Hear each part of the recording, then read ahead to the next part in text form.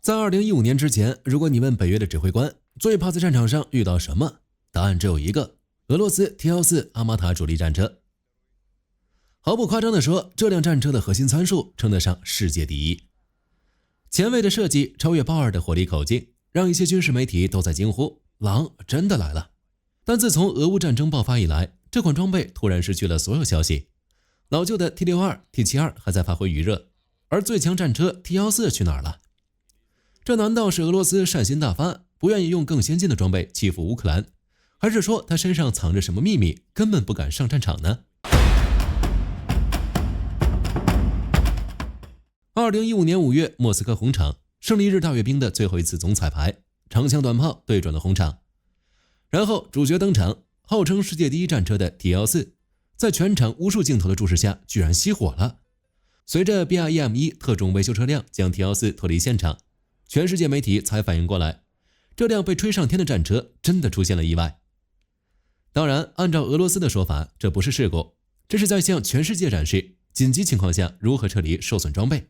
還有什麼新兵駕駛員緊張忘記鬆開剎車了這種可笑理由。那麼，為什麼這場事故會讓北約長舒了一口氣？那是因為 T-14確實讓他們害怕了很長一段時間。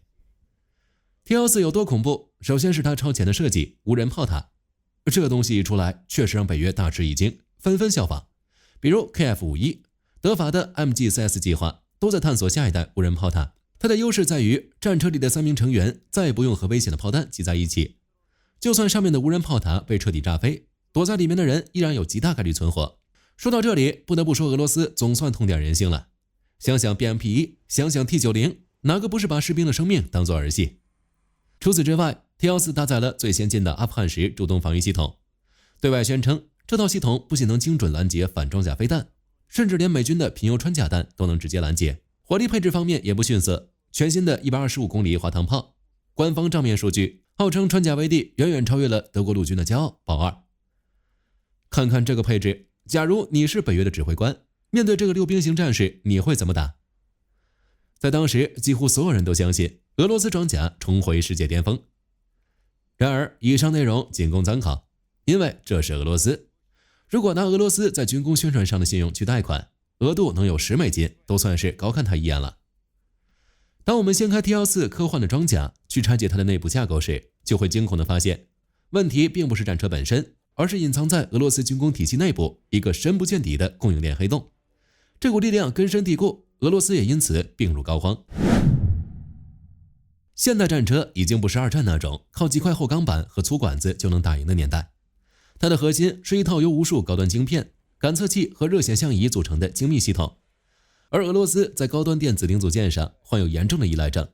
大批尖端零件無法完全自產。2014年克里米亞危機爆發前，俄軍現役最頂尖的主力戰車，不管是 T-90還是早期的 T-14原型機，他們用來在夜間和遠距離鎖定敵人的高端熱顯像儀，核心組件幾乎全都仰賴進口，其中最著名的就是法國泰雷茲集团生產的凱瑟琳熱顯像儀。但2014年克里米亞事件爆發，北約對俄羅斯祭出了嚴厲的軍工制裁，法國人的高端鏡頭和晶片瞬間斷供。這對正在瘋狂研發 T-14的烏拉爾車輛廠來說，簡直是晴天霹靂。沒有了外部裝備，這輛最強戰車根本無法進行生產。但是這個消息讓俄羅斯的軍工企業笑開了花。他們拍着胸脯向高層保證，沒問題，我們可以搞國產替代，有完全自主研发的電子系統。真正的高科技研发不僅周期長、風險高，而且極容易失敗。但在俄羅斯，這些都不是問題。對於那些負責檢查的官員來講，錢給夠，硬紙板也能說成是高強度防彈衣。於是，為了在國防預算裡中飽私囊，一條隱蔽且暴利的洗錢與造假產業鏈在俄羅斯軍工體系內應運而生。部分負責雷達和火控電子的承包商根本沒有把預算投入到半導體研發中，相反的，他們透過各種灰色清關管道，從國際民用市場上大量採購原本用於商用的現成元件。拿到了這些廉價的商用晶片後，他們將原廠的標誌打磨掉，重新進行二次封裝，再印上俄文的軍規料號，最後堂而皇之地打上100%自主研發的標籤。透過這種重貼標籤的造假手段，採購成本與國家撥付的軍規級研發預算之間產生了龐大的差價，而這些動輒數千萬美元的利潤，最終全部流入了敵暗賬戶以及高官們的口袋。那麼這筆爛賬後來到底有沒有被查出來？這幫軍工蛀蟲究竟貪污了多少錢？隨着近年來俄羅斯联邦安全局对國防部高层的大清洗，以及前線大量俄軍高級装備被缴获拆解，這場打着進口替代幌子的騙局被暴露在大眾視野中。根据俄羅斯反貪腐調查與北約情報機構的交叉比對，在長達10年的時間裡，俄羅斯國家撥付給軍工電子進口替代計劃的專項資金高達數千億盧布，其中僅有10%的錢是用在了採購上。至於其他部分，莫斯科郊外的豪宅和歐洲黃金海岸的遊艇不會自己長出來。聽到這裡，你腦海中一定會浮現出一個疑問：既然底下的供應商這麼明目張膽的貼牌洗錢，難道俄羅斯國防部派駐在兵工廠裡的軍代表都是瞎子嗎？幾億美元的戰車，難道連基本的驗收都沒有嗎？因為在權力的金字塔裡，負責監督把關的人，往往也就是分赃遊戲裡的核心玩家。那麼到底是什麼樣的僵化體制與利益共生圈，才能親手掐死這個曾經的第一工業帝國？在 T-14建案之初，為了打造這款跨時代的末日戰車，政府高層是大筆一揮，批下了海量的國防專項預算。但在這套缺乏透明度的官僚體制內，這筆錢從撥下的那一刻起，就開始了蒸發之旅。從國防部的高層官僚，到國營軍工集團的總承包商，再到下面無數個負責子系統研發的分包商，這筆巨款每經過一層權力節點，就要被狠狠地扒掉一層皮。為了填平這巨大的資金窟窿，底層的兵工廠廠長們只能在最核心的材料以及最燒錢的破壞性測試上瘋狂地偷工減料。近年來，俄羅斯國防部爆發了史無前例的清洗風暴，包括負責後勤與軍備採購的多位國防部副部長以及各大軍工高管相继因涉嫌巨額賄賂被捕。在這些驚天弊案中，軍工企業內部各種陰陽合同、虛報研發成本，甚至空殼公司洗錢的套路被查得底朝天。在這個龐大的利益共生圈裡，所有人都達成了默契，只要表面上能造出一輛看起來威風凜凜，能在紅場閱兵式上開過去的戰車，高層就能拿去交差，底下的產業鏈就能繼續分贓。至於這輛車能不能打仗，那是前線士兵該操心的問題。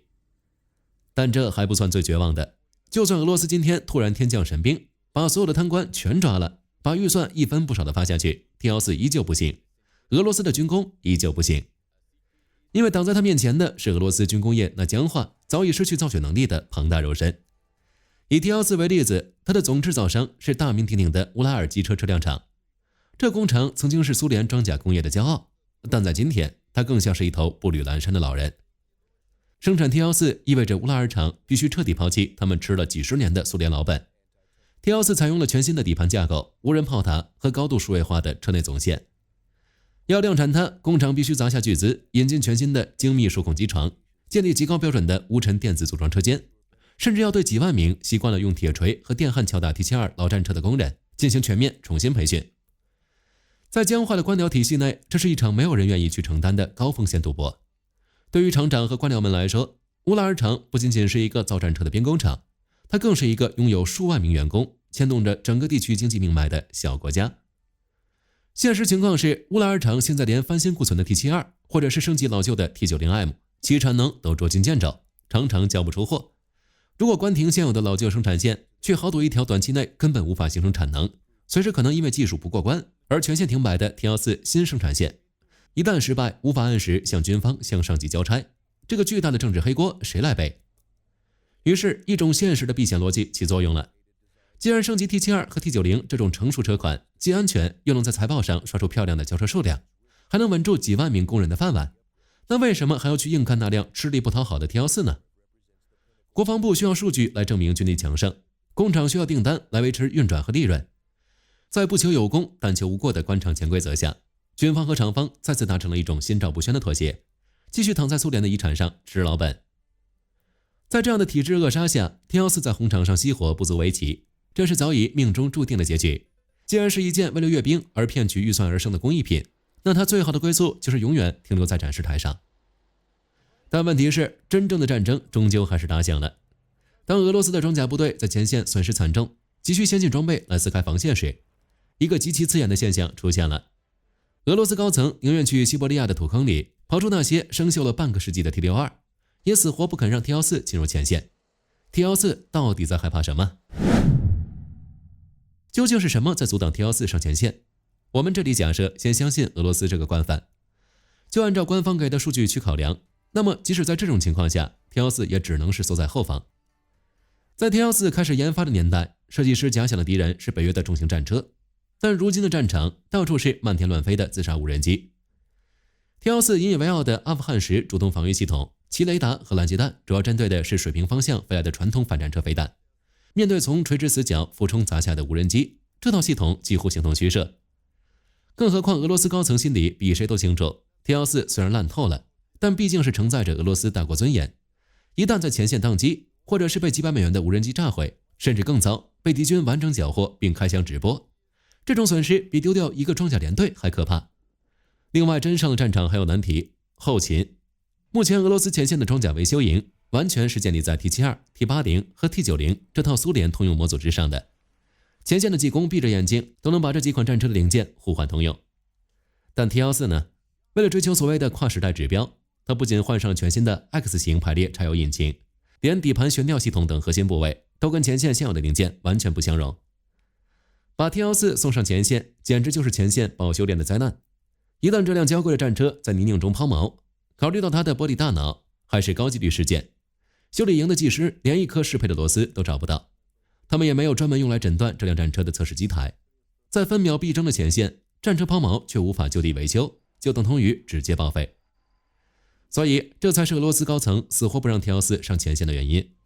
什麼關愛烏克蘭，什麼殺手鐧要放在最後，這些都是假的。這輛車他們上不起，更修不起。他的命運其實在走向烏拉爾車輛廠流水線那一刻就已經被定死在後方了。那麼我們究竟該如何評價他呢？回望 T-14阿瑪塔這短暫卻又充滿戲劇性的一生，你會發現他的故事從來都不只是一輛主力戰車的技術失敗史，它更像是一部微縮的俄羅斯現代軍工業現形記。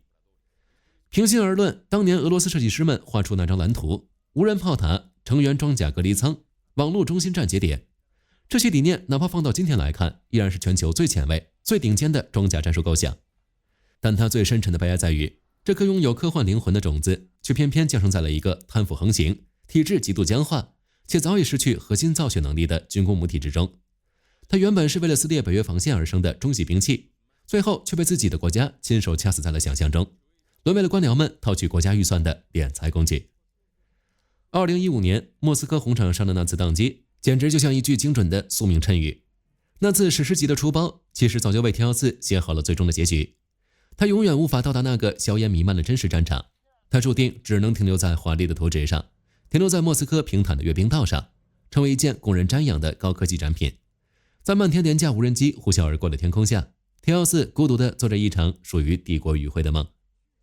好了，關於 T-14故事今天就聊到這裡，別忘了按讚訂閱。你認為俄羅斯還有哪些吹得天花亂墜的武器呢？歡迎在留言區分享你的看法。我是火力軍，我們下期再見。